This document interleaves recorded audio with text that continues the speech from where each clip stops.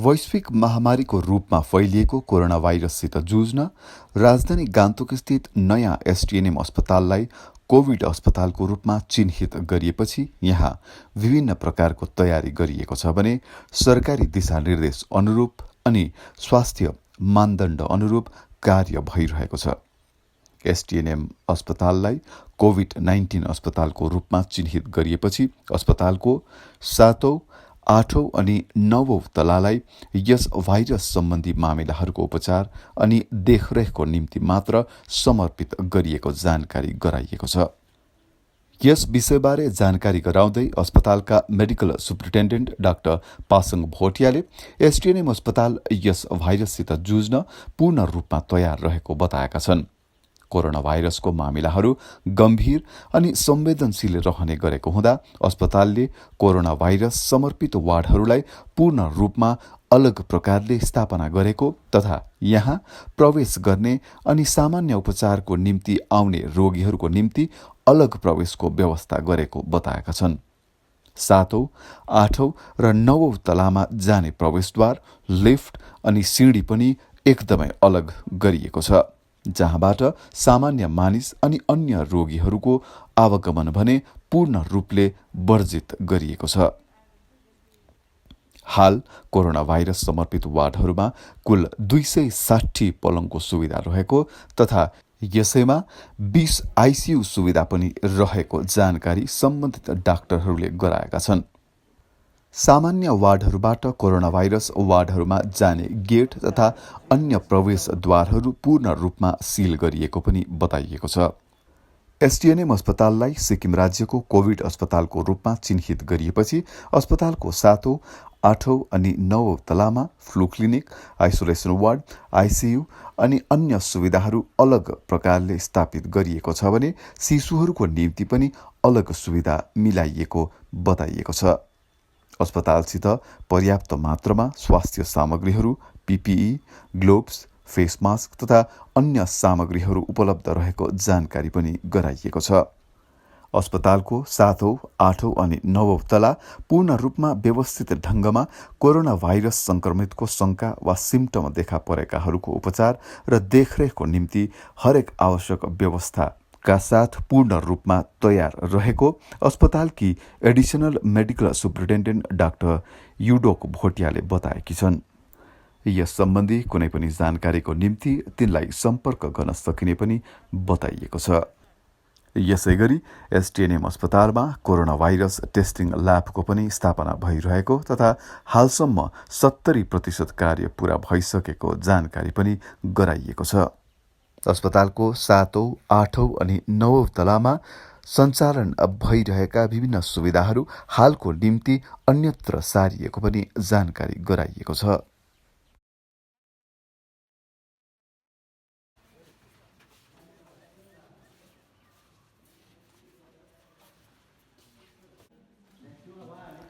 STNM अस्पतालमा corona भाइरससित जुझ्न गरिएका विभिन्न तयारी कार्यहरूबारे एसटीएनएम अस्पतालका मेडिकल सुप्रिन्टेन्डेन्ट डाक्टर पासङ भोटियाले थप जानकारी गराएका छन्। एसटीएनएम हस्पिटल मेरो हामीलाई अब एसटीएनएम चाहिँ has been designated as the COVID hospital for the state of Sikkim र I have with me here मेरो टिम छ डल्लै उहाँहरू जो टिम छ जो कोभिड हस्पिटलमा कोभिडको यो सेटअप गर्नुमा उहाँहरूको एकदमै महत्त्व कन्ट्रिब्युसनहरू छ उहाँहरूको। मेरो यता लेफ्टमा doctor Yudok, she is the additional medical superintendent and the nodal officer for the corona COVID-19 hospital. She is the nodal officer. On my right is Dr. Nilima Pradhan, the HOD anesthesia, and Dr. Gyalso, he is the chief consultant in anesthesia. Dr. Ruth Yonjan, PCC cum HOD in pediatrics, and we have Dr. Suresh Rasaili, the HOD medicine.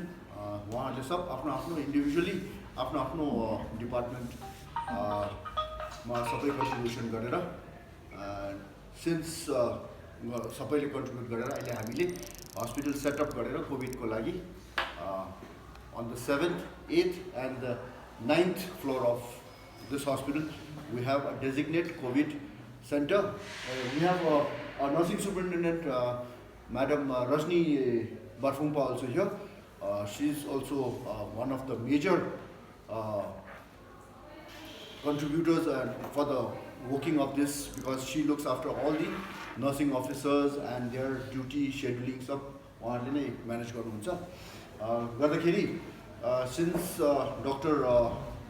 Yodok as the nodal, and she's also the designated spokesperson for our hospital, I would like her to carry off from this point onwards.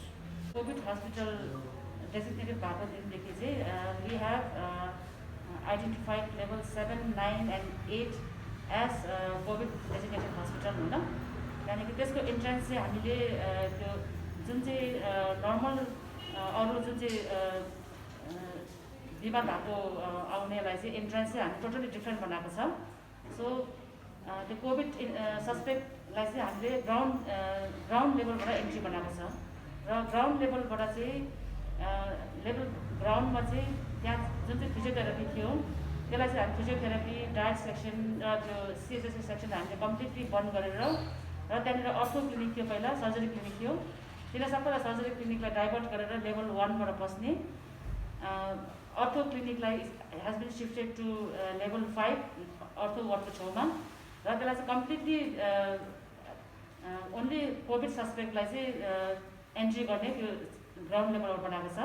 र त्यसको अगाडि हामी त्यहाँनिर चाहिँ flu clinic पनि खोलेको छ.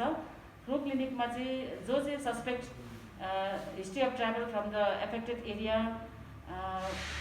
अरू चाहिँ फ्लू लाइक सिम्टम, अरू चाहिँ कन्ट्याक्ट विथ कन्फर्म कोभिड केसमा कोही छ भने चाहिँ त्यो फ्लू क्लिनिकमा आएर चेकअप गरेर then they will be send to level 9मा.